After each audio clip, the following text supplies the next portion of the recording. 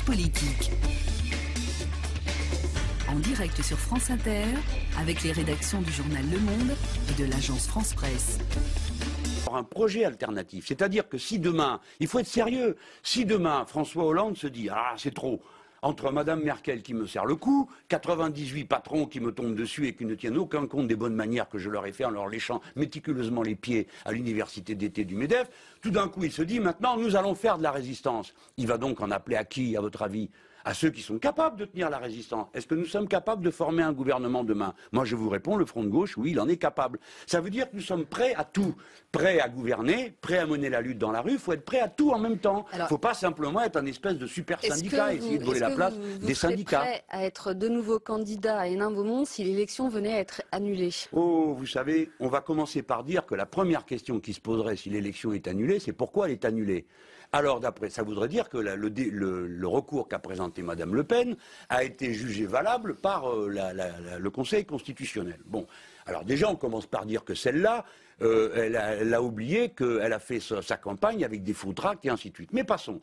De quoi accuse-t-elle la personne qui l'a battue, c'est-à-dire Kemel, le candidat socialiste, d'avoir triché? Donc la première discussion qu'on devra avoir, c'est qui a triché et à partir de quel tour? Parce que là, on est en train de parler du deuxième tour, mais il y a quand même eu un premier tour. Donc, est-ce que les gens qui trichaient à l'investiture interne, parce que ça a été raconté en long et en large par le Canard enchaîné, qui sont accusés d'avoir triché au deuxième tour, ont aussi triché au premier tour. Bref, ça crée une ambiance épouvantable. Qu'est-ce que ça veut dire? Ça veut dire que vous ne pourriez pas refaire une alliance avec le PS pour une alliance pour le second tour? Non, mais je commence d'abord parce que maintenant j'ai appris la vie là-bas. Hein. Il faut prendre les choses une par une. Si j'avais été plus méthodique, j'aurais commencé par bien leur beurrer la biscotte du temps où je m'y trouvais, en rappelant que premièrement, Kucheida, à la ville de Liévin, c'est la porte à côté. Et donc moi j'ai dû subir, comme tout le monde, nous avons subi l'infamie de ce qui s'est passé là-bas, parce qu'il a quand même pour finir été mis en examen. Les socialistes eux-mêmes, en pleine élection, l'ont exclu. Enfin tout ça, on a oublié, c'était ça l'élection localement. 2 boîtes fermées pendant qu'on y était, et M. d'Allongeville sortait un livre qui s'appelait Mafia Rose. Donc toute la gauche a dégusté à cause du Parti socialiste.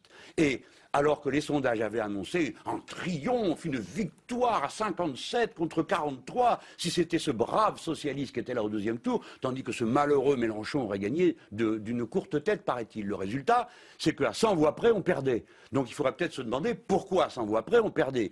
Pourquoi est-ce qu'à cet endroit du Pas-de-Calais, les gens ont tellement de mal à voter socialiste au deuxième tour, même en face de Madame Le Pen? C'est toutes ces questions-là qu'il faudra d'abord discuter. Après, mon cas personnel, Madame Besdemolière, c'est super simple. Une élection, ça doit d'abord être évalué. Bon, qu'est-ce que j'étais faire là-bas? Je ne me suis pas levé un matin en disant tiens, je vais aller dans la 11e du Pas-de-Calais. Ça a été une décision politique du collectif de la direction nationale du Front de gauche. Affronter Marine Le Pen. Et oui, et sur le terrain, que les camarades disent qu'ils voulaient que je vienne. Parce qu'on ne fait pas une élection contre les gens du terrain. Donc je commence par vous dire ça. Premièrement, on va regarder en détail si l'élection est annulée. Pourquoi? Je dis bien si, parce qu'elle ne l'est pas quand même, il ne faudrait pas exagérer. Deuxièmement, une fois que cette élection, si elle doit être annulée, est annulée, ce sont d'abord les camarades localement qui vont dire comment on aborde l'approche, comment eux ils voient l'affaire. Et nous aussi, la direction nationale, on leur dira, peut-être pas à vous, on vous le dira peut-être pas à vous, mais on va se le dire entre nous, comment on fait. Voilà. Moi en tout cas, je suis prêt à servir. Je l'ai toujours été. Je ne fais pas partie de ces chefs qui se cachent, qui vont dans les circonscriptions arrangées d'avance des chefs socialistes. Donc j'irai en première ligne. Et si je dois prendre des coups, eh ben j'en prendrai. Qu'est-ce que vous voulez? Sinon, c'est pas la peine de faire ce que je fais. Hein. Bon, on va suivre ça de près. Alors. Donc, avant de passer à la troisième partie, il y a une question sur. Vous savez que Mme Le Pen pourrait aussi être décrétée inéligible pour avoir distribué des faux tracts. Hein. Je vous le signale comme ça. Donc il faut suivre cette affaire. Eh oui. Une question sur le monde.fr de Alexis. Bonsoir Monsieur Mélenchon, vous dit-il. Que pensez-vous de la victoire des pigeons? Faut-il taxer davantage les cessions d'entreprise au risque de décourager les entrepreneurs potentiels? Bon, c'est une très bonne question et elle est bien formulée. Parce que je pense qu'on s'est fait avoir, enfin le gouvernement s'est fait avoir. Hein. Il aurait dû regarder qui étaient les fameux soi-disant pigeons. Les pigeons à la sortie, c'est nous tous, hein, les contribuables qui allons compenser ce que ces gens-là ne vont pas donner. Ce sont d'anciens dirigeants de start-up qui aujourd'hui dirigent des fonds d'investissement, soi-disant à capital risque. Moi, j'aimerais bien qu'on fasse le bilan du genre de risque que ces gens-là ont pris depuis qu'ils sont à la tête du capital risque. Maintenant, deuxième chose, le fond de l'affaire. Je trouve que le coût qu'a représenté, avant on taxait, hein, le fait de ne plus taxer a été considérable pour le budget du pays. Alors qu'est-ce qui se passait avant, dites-moi, avant qu'il y ait la niche Copé? Dans notre pays, il n'y avait pas de start-up. On ne créait pas de nouvelles entreprises. On n'avait pas de nouvelles inventions. Enfin, il faut arrêter. Tout ça, c'est une simagrée. Ces gens ne défendent pas le droit de créer des entreprises, ils défendent leur portefeuille boursier. Un point, c'est tout. Si vous regardez bien, il y a des gens qui vérifient tout ce qu'on dit. Donc c'est ça qui est intéressant maintenant, c'est un peu un défi intellectuel. Alors voilà. Aujourd'hui, quand vous avez une entreprise de ce type, innovante, une start-up, que vous embauchez des ingénieurs, c'est-à-dire c'est du bac plus, eh bien, voici mon affirmation.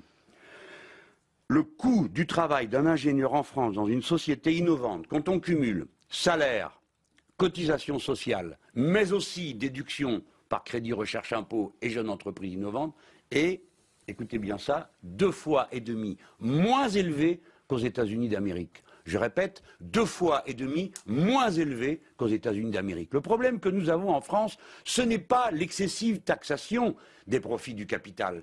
C'est que ces banques et ces fonds ne fichent rien, ne sont bons à rien. On leur a mis des milliards dans les poches et au lieu de les investir dans la production réelle, au lieu d'aider les entreprises, au lieu de prêter aux entreprises, ils ne fichent rien, ils reconstituent leur marge. Est-ce que vous savez que le prix du capital, le coût du capital dans ce pays, nous coûte 2 fois plus cher que les cotisations sociales des patrons? 2,5 fois plus cher de dividendes et d'intérêts payés aux banques que d'argent mis dans les cotisations sociales. Ça suffit de se gaver comme ça. Et les 98 qui sont là sont 98 bons à rien. Parce que oser, quand on est patron, demander qu'on retire encore 60 milliards de la finance publique, c'est ne rien comprendre à comment fonctionne l'économie de notre pays. Le premier investisseur en France, c'est l'État et les collectivités locales. Si vous coupez le moteur, tout va s'écrouler. 80% de ce que fait le pays, c'est de la consommation, dépend de la consommation intérieure. Seulement le 20% à l'export. Bien. Eh bien, à l'export, si vous voulez avoir une solution pour améliorer la compétitivité des produits français, eh bien, faites baisser le niveau de l'euro. Parce que quand vous avez un euro qui est à 1,30 par rapport au dollar, eh bien, vous pouvez suer 100 EO derrière votre machine. Vous n'arriverez jamais à rattraper ce qu'un mouvement sur la valeur de l'euro enlève de compétitivité. Est-ce qu'on en est maintenant à vouloir produire les avions Airbus en zone dollar? Est-ce que ce n'est pas le monde qui marche sur la tête? Donc, commencez à toucher à la valeur de l'euro. Comment pourrait-on faire? Voilà, je vais vous le dire. On pourrait par exemple racheter directement la dette souveraine au lieu de passer par les banques. Là, si on rachetait la dette souveraine, la baisse, mais oui, mais monsieur, c'est la même chose. Si on rachetait la dette souveraine, la baisse de l'euro baisserait de valeur, évidemment, parce que les gens se diraient, oh là là, ils ont acheté du papier pourri. Voilà, ça se passerait comme ça. Donc vous voyez, c'est pas si compliqué que ça. Donc ces gens-là nous ont menti, trompé, et le gouvernement a été d'une faiblesse insigne, parce que le gouvernement vit dans l'illusion qu'il lui suffit d'être sympathique avec des gens qui s'autoproclament chercheurs, inventeurs, créateurs, et qui sont encore, en général, que des parasites financiers, tandis que les chercheurs, les inventeurs, les producteurs, tout cela, ils sont en deuxième ligne, on leur demande jamais leur avis, et ils n'ont aucune possibilité de bénéficier des investissements des banques et du capital risque dont ils ont besoin. Bon, voilà la Alexis a eu sa réponse, voilà pour les pigeons et pour le gouvernement. Nous allons passer à la troisième partie de l'émission avec des questions de politique étrangère avec Philippe Massonnet de l'AFP qui nous rejoint tout de suite. Tous politiques. Thomas Legrand, avec les rédactions du journal Le Monde et de l'agence France Presse. On m'entend là. Bienvenue Philippe, Jean-Luc Mélenchon est à vous pour 10 minutes, vous voyez, il est chaud là. Il est chaud. Ça va, oui, merci, il est chaud, mais dites donc, de quoi vous mêlez, vous Votre prochain voyage à l'étranger, c'est où, Jean-Luc Mélenchon? Je pense que ça va être en Angleterre, parce que mes amis ont organisé mon passage là-bas. Et j'aimerais pouvoir aller dans le Maghreb, aussi avant la fin de l'année, mais ce qui me manque à l'heure à laquelle je vous parle, c'est une invitation je voudrais faire les 3 pays, Maroc, Algérie, Tunisie, mais je voudrais être invité, comme je l'ai été récemment en Argentine, soit par une université, soit par un journal, de manière à pouvoir ensuite, de manière très simple, recevoir tout le monde et pas donner l'impression que je viens appuyer tel ou tel, quoi. En Angleterre, vous allez faire quoi? Je vais sans doute aller dire bonjour à Julian Assange et au groupe du Parti de gauche. Le Parti de gauche est assez bien implanté à Londres. Il y a beaucoup de gens qui sont membres du parti. Et sans doute, oui, j'irai voir Assange, qui est en quelque sorte enfermé dans l'ambassade d'Équateur d'une manière absolument injuste, du fait d'un complot des Nord-Américains contre lui. Voilà. Les 3 pays du Maghreb, pourquoi vous n'y êtes pas allé plus tôt finalement? Parce que vous avez voyagé beaucoup en Amérique latine ces derniers temps, on y reviendra, mais... Mais il y a plein d'endroits où je devrais aller. Mais bon, voilà, c'est la vie qui tranche.